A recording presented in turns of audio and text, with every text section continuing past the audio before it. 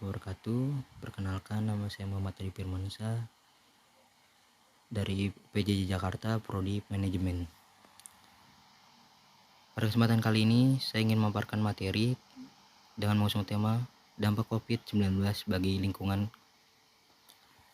Apa itu COVID? COVID adalah penyakit menular yang disebabkan oleh SARS-CoV-2, salah satu jenis coronavirus. Penderita COVID-19 dapat mengalami demam, batuk, dan sulit bernapas. Apakah COVID-19 itu menular? Tentu iya. Infeksi menyebar dari satu orang ke orang lain melalui percikan air liur dari saluran pernapasan yang sering dihasilkan saat batuk atau bersin. Dari manakah COVID itu muncul?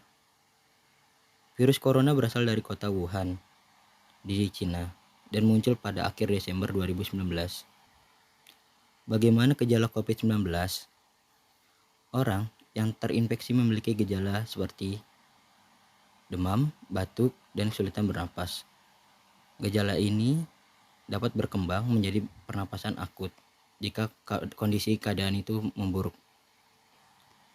Kebijakan pemerintah dalam memutus mata rantai penyebaran virus COVID-19 di Indonesia. Langkah pertama, melakukan pembatasan sosial berskala besar atau PSBB. Yang kedua, melakukan PPKM. Dampak kebijakan pemerintah terhadap COVID-19. COVID bagi masyarakat. Pembatasan sosial ini dilakukan oleh pemerintah ketika kita keluar rumah harus selalu memakai masker serta menjaga jarak 1 meter dari satu sama lain, dan juga sering mencuci tangan pakai sabun selama 20 detik. Kebiasaan ini harus kita terapkan untuk mengurangi penularan COVID-19. Dampak pada pendidikan. Kementerian Pendidikan dan Kebudayaan menyatakan bahwa sekolah atau bidang pendidikan lainnya menyelenggarakan sistem pembelajaran jarak jauh atau online yang kini bisa disebut School from Home atau SFH. Dampak pada pekerjaan, tidak hanya sekolah yang dilakukan secara online, namun di tempat kerja sistem Work from Home atau WFH juga diterapkan.